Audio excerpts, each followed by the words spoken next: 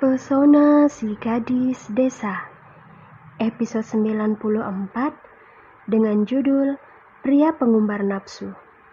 Selamat mendengarkan. Mateo mengeratkan rahang dengan sangat kuat saat mendengar laporan putrinya kalau setelah dia berangkat ke perusahaan, istrinya Dominic datang membuat kekacauan di kediamannya. Dia yang saat itu tengah disibukkan dengan beberapa pekerjaan menjadi sangat tidak fokus akibat kabar tidak mengenakan tersebut. Ayah tenang saja. Seperti biasa, ibu berhasil memukul mundur macan ompong itu dengan cara yang sangat keren. Ucap Kayo sembari mengelus pundak ayahnya yang terlihat begitu marah. Kalau itu ayah juga tahu, Kai. Tapi yang jadi masalahnya di sini adalah harga diri keluarga kita. Ayah rasa wanita itu sudah kelewat batas. Dia selalu saja menyalahkan keluarga kita atas apa yang dialami oleh Kanita. Harusnya dia itu berpikir mengapa Jackson dan Vedo bisa sangat membenci putrinya, bukan malah datang membuat onar seperti orang gila. Kalau sudah begini, ayah tidak bisa tinggal diam. Ayah harus turun tangan langsung untuk mengurus wanita itu, sahut Mateo dengan raut wajah yang sangat tidak bersahabat. Kayo menghela nafas dalam. Urusannya bisa sangat panjang jika ayahnya sudah seperti ini. Padahal Kayo ingin melihat seperti apa akhir kisah antara kakaknya dengan Luri dan Kanita.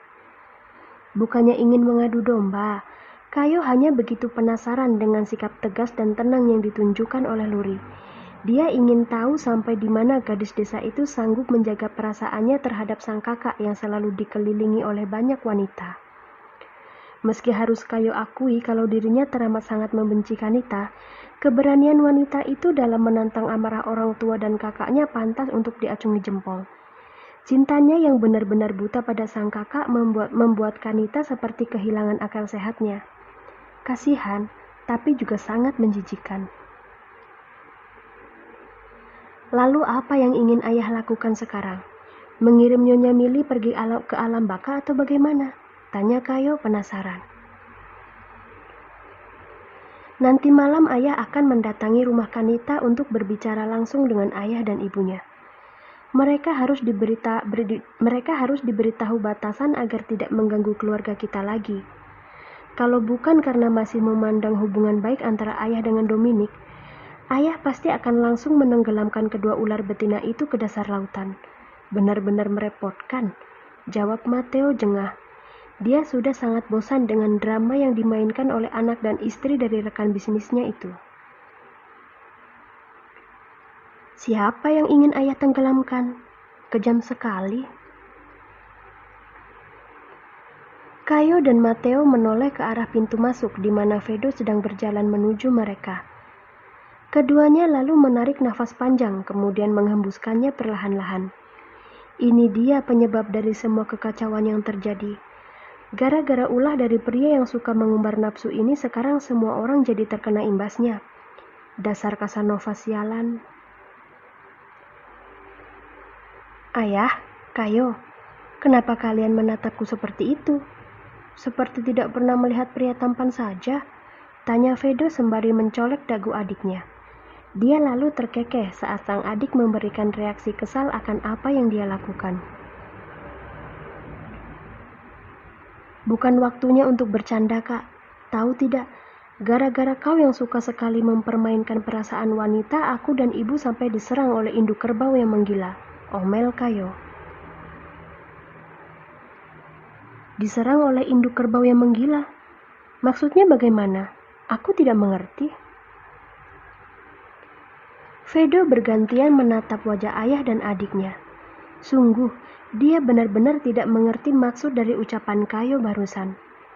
Kan aneh, masa iya adik dan ibunya tiba-tiba diserang oleh induk kerbau yang sedang mengamuk? Dipikir dengan logika sekalipun rasanya sangat tidak masuk akal mengingat kalau semua keluarganya selalu dijaga ketat oleh para pengawal. Jadi wajar bukan kalau Vedo merasa kebingungan seperti ini?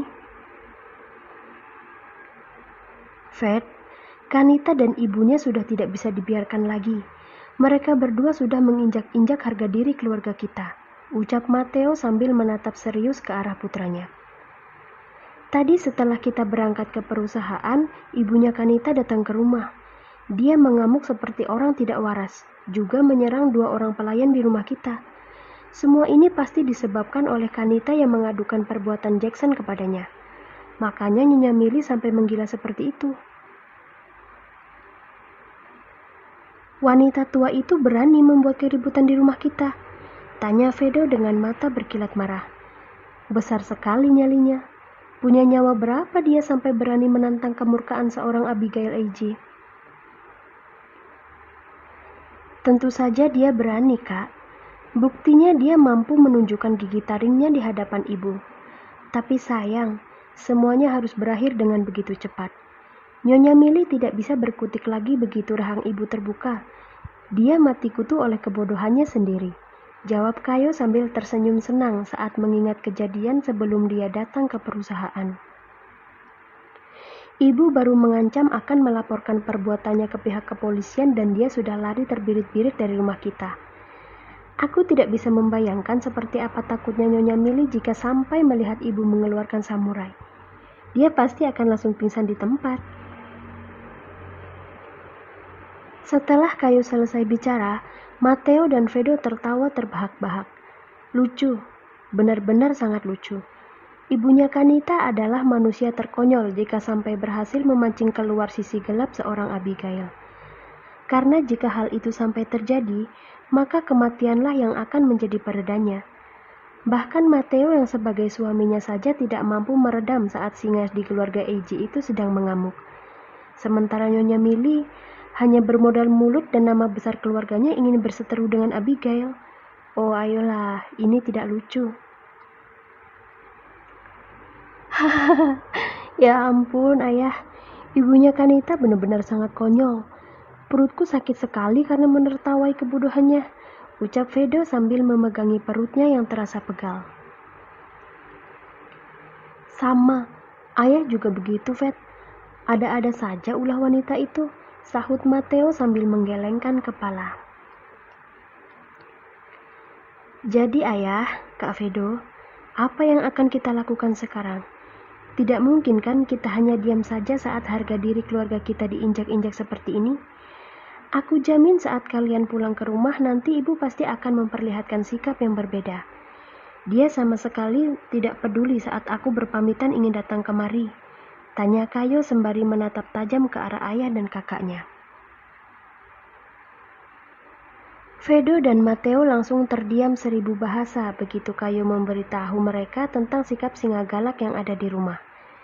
Mereka kemudian saling memandang, mencari cara untuk meredakan kekesalan yang tengah dirasakan oleh singa tersebut. Aku rasa kau perlu membereskan semua kekacauan ini dengan segera, Ved.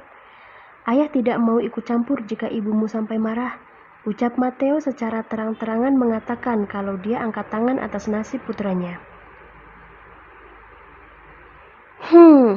Selalu saja melarikan diri jika aku sedang terkena masalah, sindir Vedo seraya menatap jengah ke arah sang ayah. Semua masalah ini datangnya dari Kanita, jadi aku rasa aku perlu mengajaknya untuk bicara 4 mata. Aku harus menjelaskan padanya kalau aku itu tidak pernah menyukainya, dan dia mau tidak mau harus mau menerima kalau sekarang aku sudah bersama Luri. Kau yakin cara ini bisa menyelesaikan semuanya? Tanya Matteo ragu. Aku tidak yakin sepenuhnya, ayah. Kalian kan tahu sendiri kalau Kanita adalah wanita yang tidak punya rasa malu. Dia mana mungkin rela membiarkan aku hidup bahagia dengan perempuan lain, jawab Vedo sambil menekan tulang hidungnya.